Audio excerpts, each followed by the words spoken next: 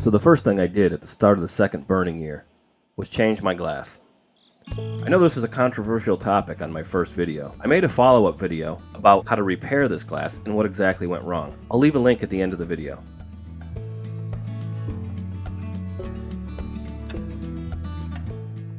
Removal of the old glass is actually very straightforward. It's 4 bolts that hold 4 clamps that press the glass down against the rope seal.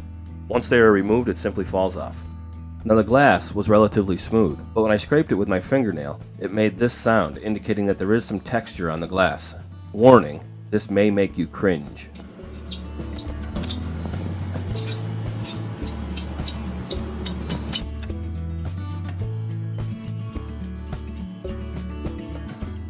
So with the new glass firmly in place and bolted down properly, I can continue with the first burn and air leak test.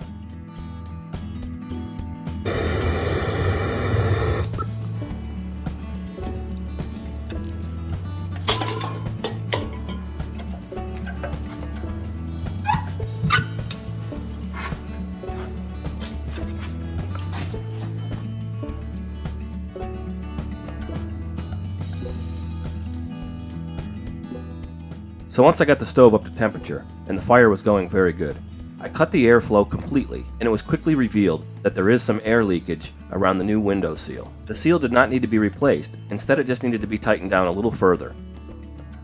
And after that was done, the air leak was gone. And during this time, I started to repair the old glass. I also had to take the time to do some remodeling to accommodate my future plans for this part of the house.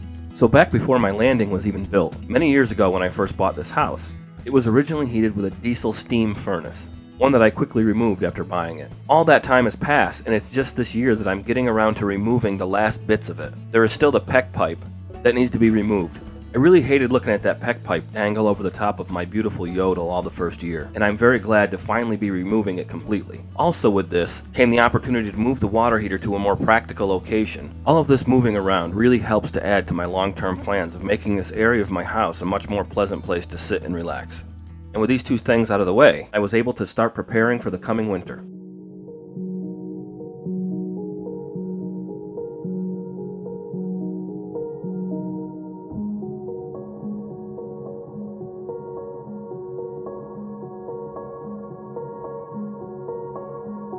So this is the wood I bought in April. I bought it all at once and it's been sitting outside for roughly 7 months. Now 7 months is technically not seasoned, but it's very close, and the wood is all very dry. So the problems I had from last year with all the wet wood should be a thing of the past.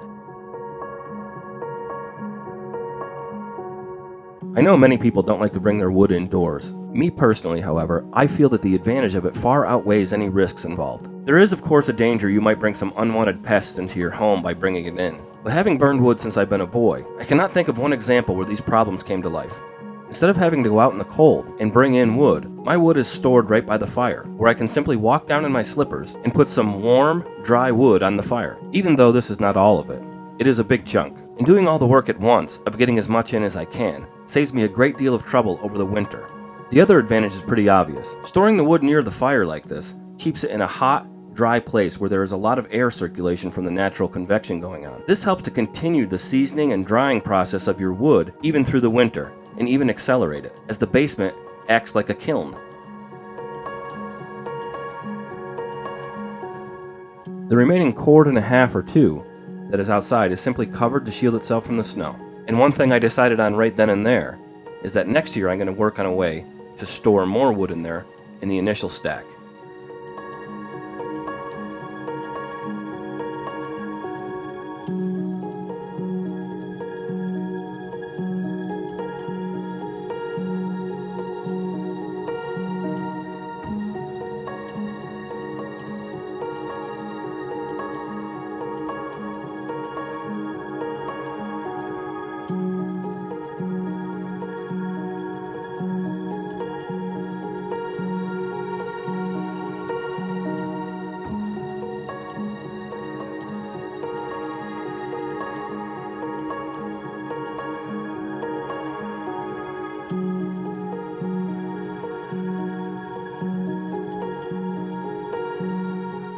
The first half of the winter went by with relative ease, and with the first of the holidays over, I still have barely made a dent in my woodpile. A few things assisted this greatly. The one was the dry wood, and the second was the winter temperatures so far were relatively mild. Nights in the high 20s and days in the low 30s. The difference in having enough of properly seasoned and dried firewood is remarkably drastic. On average, my burning temperature is about 100 degrees hotter than it was last year. And this means even after a 14-hour shift being away from the stove when I come home, the house is nowhere near as cold. Not only does the appropriate firewood burn better and hotter, it also burns cleaner. When the stove is cruising, the fire is almost undetectable, even when looking up close from outside.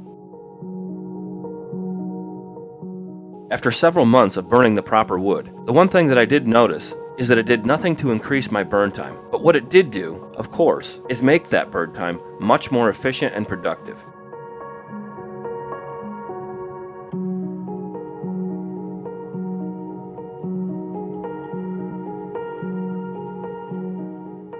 The Jotul Oslo can take up to a 24-inch piece of wood, and one of the changes I made in the wood from last year was cutting it to the appropriate length.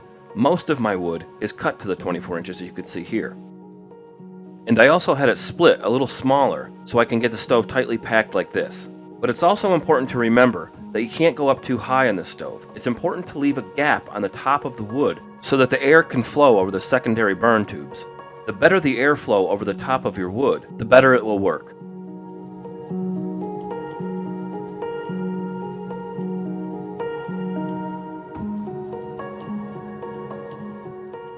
In my experience, this particular fill is about as good as it gets.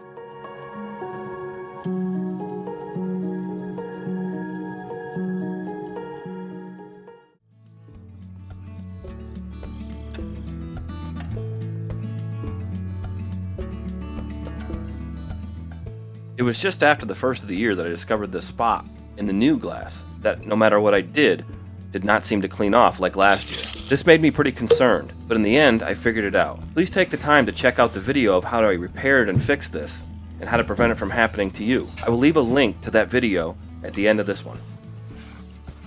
Also, after the turn of the year into 2020, the temperatures took a turn and really started to plummet. As that cold weather came in, I really wanted to start packing the firebox as full as I possibly could. And sometimes with this stove, that could be very frustrating, as it looks like there's more room, and you seem like you should be able to get more logs on, and you just can't no matter how hard you try. Sometimes it's hitting against the side of the firebox like this, and all you have to do is simply move it a little bit and you could wiggle it in place. The other thing that I continuously found to annoy me was that when trying to push wood on the top, it would often hit these tubes on the end of the gasifier tubes. It's really easy to do if you have the wood cut to 24 inches in length. Most of my wood is mixed up between small and bigger splits, but I found that most of my wood was not split small enough to fill consistently my firebox for maximum heat output over the course of the winter, and that is a change I will make next year, is to make sure I have more smaller splits and not so many big ones. I often found it ridiculous that you could only fit 4 pieces at times into such a generously sized firebox.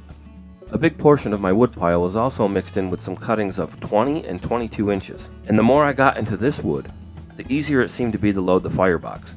So in conclusion, even though the stove can handle a 24-inch piece of firewood, it seems to perform better on a 22-inch piece instead. And this stove also does not like big splits. Maybe one in the firebox at a time, and the smaller splits can easily be stacked better and tighter to get more wood in the firebox and extend your burn times.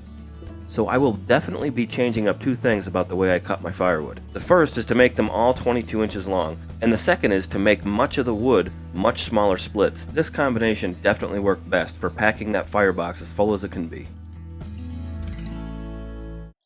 So one of the things that is very controversial about this stove is the ash pan. I wanted to give it a fair shake and take some people's suggestion to allow it to fill up. Allowing it to fill up reduces a little bit of airflow inside the firebox and may help seal a worn gasket that keeps the ash pan airtight. So I will definitely say this, it does increase your burn time. And again, that depends on your definition of burn. If you mean by burn a bed of hot coals, well, letting the ash pan fill up can make that last for over 24 hours even. But it also drastically reduces your burn temperatures and just how much wood you can fit on top of that big pile of coals.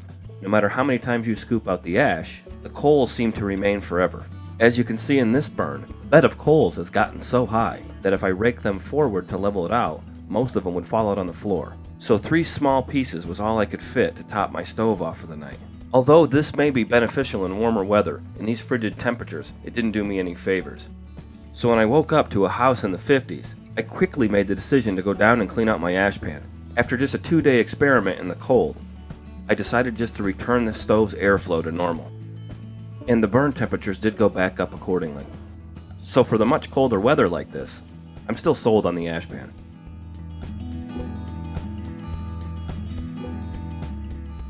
So the second half of the winter after the holidays remained quite frigid. But the Jotul kept doing its job of keeping my house warm and not using too much wood even for the cold weather. Besides the occasional frustration of not being able to fill the firebox as much as I wanted to, I have no other complaints. This is a mistake I can easily correct with adjusting my wood, something in the 3rd year that I hope to get much better at and perfect my system. And I'm very glad to bring everyone along for this journey. I have always used traditional wood stoves without gasifiers and all these requirements. As my father told me, my wood stove never spits anything back at me. The old stoves have certain advantages, and so do these. Well into March, the cold weather persisted, the snow persisted, and the winter did not seem to want to go away all through April either. I brought the last 2 cords or so in at the end of March. I didn't think I would even come close to using them all. 2020 proved me wrong, as I'm sure it did a lot of us.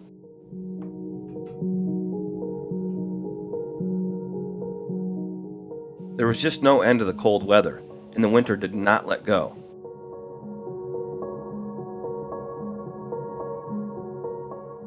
Even well into May, the snow and cold persisted, but so did my Jotul. And even though I did end up using every stick of firewood that I gathered, there's already more for next year, even if it is still snowing on it.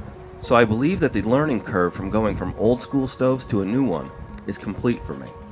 I think I have a good understanding of what I need to do now. I believe I have made all the necessary adjustments to my routine of cutting wood, and I have developed a system for this new stove that I can continue on for as long as I can continue burning wood. And this about wraps it up for the 2nd year.